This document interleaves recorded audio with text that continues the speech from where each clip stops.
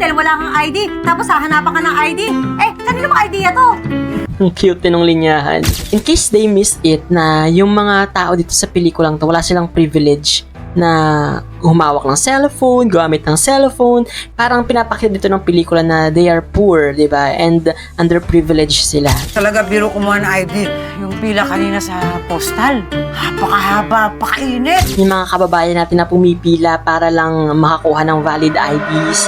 Naranasan mo na ba na kukuha ka ng valid ID pero hahanapan ka ng valid ID din? Eto, may kukwento ako sa inyo dahil nga fresh grad, diba? And hindi natin alam kung ano yung mga next step na gagawin natin, and karaniwang suggestion ng mga ate at kuya natin or yung mga napabasa natin online is mag-asikaso na ng mga requirements. Siyempre pag sabing requirements, kailangan dyan ng mga valid ID. Ang pinaka nahirapan siguro ako na kunin na valid ID or government requirements ay yung sa NBI. Usually dyan, hindi sila nagpa-process ng 1 day lang and kailangan mo pang bumalik-balik para lang makuha yung certificate mo na wala kang case, pending case, ganyan. Dahil nga sa online ako nag-register, I thought kapag sa online is okay na ganun, pipicturean ka lang sa mismong day na pumunta ka dun sa office nila, pero hindi pala. Nag-online ka na, tapos dun sa exact na date na pinapupunta ka nila, dun ka magba-biometrics, mag-picture-picture, tapos hindi nila ibibigay sa'yo within the day yon, pero pababalikin ka pa nila. Kumbaga parang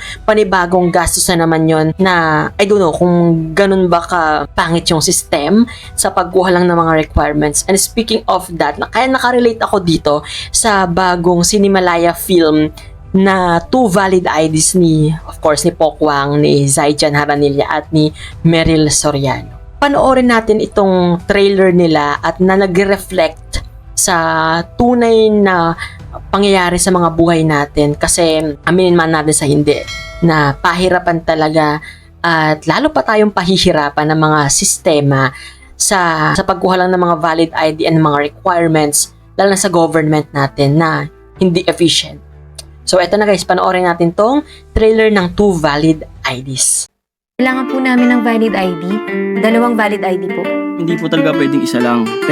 Magdala ng 2 valid IDs, ibigay ang reference number at fill upan ang claim. Okay.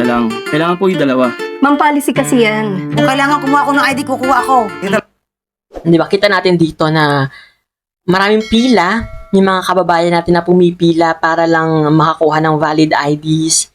And siguro magtataka kayo na bakit hindi na lang i-GCash, i-transfer sa bangko, di ba?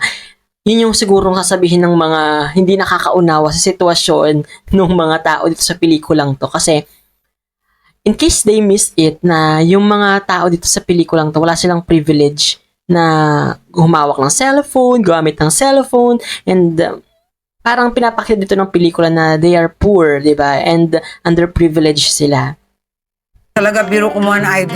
Yung pila kanina sa postal. Napakahaba, pakainit. Diba? Yung ang haba ng pila, ang haba ng pinila mo, tapos malapit ka na dun sa mismong counter nung government offices na yon, tapos sasabihin nila is cut off na, babalik na lang sila bukas. Diba? Parang yun yung pinaka nakaka-PI na manggigigil ka talaga na pangyayari sa buhay natin, or kung naranasan nyo yun, makat offan ka, napabalikan ka na lang bukas, no? Kailangan That's natin BS, magbayad sabi ng nga nila. padulas. Pero yung mga may Yun. I think, yung padulas ito, tinutukoy nila yung fixer na sila na yung mga employee nung government agency na yon na nasa loob. Sila yung babayaran mo para makakuha ka ng valid ID. Or at the same time, may mga recto na sinasabi natin na magbabayad ka para mameke ng valid ID. kakilala doon sa loob. Walang kahirap-hirap, nagkakaroon Diba? Fixer, parang samot-saring mga issue na to. Fixer, backer. sila ng ID. Eh, kaya ka nga kukuha ng ID dahil wala kang ID. Tapos hahanapan ka ng ID. Eh, kanino ba idea to? Ang cute nung linyahan. It reflects talaga yung reality ng buhay Ang natin. paraan para makuha ang pera.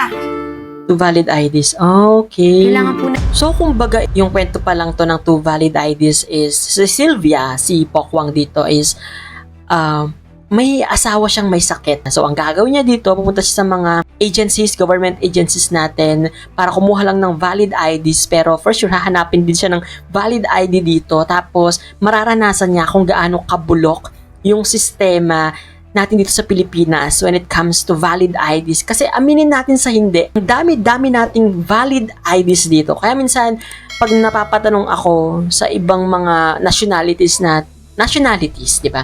Na meron lang silang isang ID at nandun na lahat, pwede nang gamitin yon.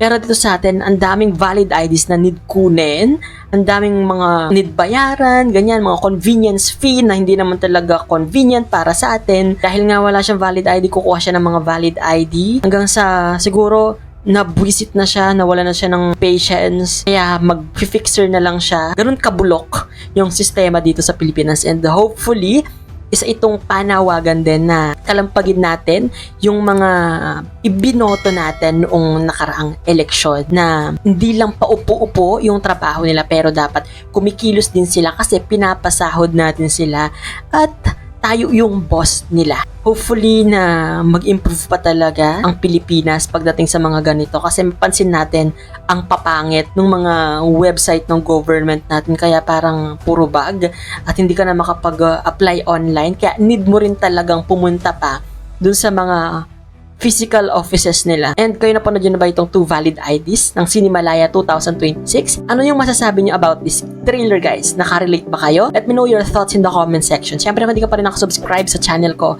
don't forget to hit that subscribe button and that notification bell para lagi kayong updated sa mga videos na i-upload ko pa. This is Miss CJ, guys, your man of letters. Stay safe and stay motivated. Thank you for watching. Bye-bye!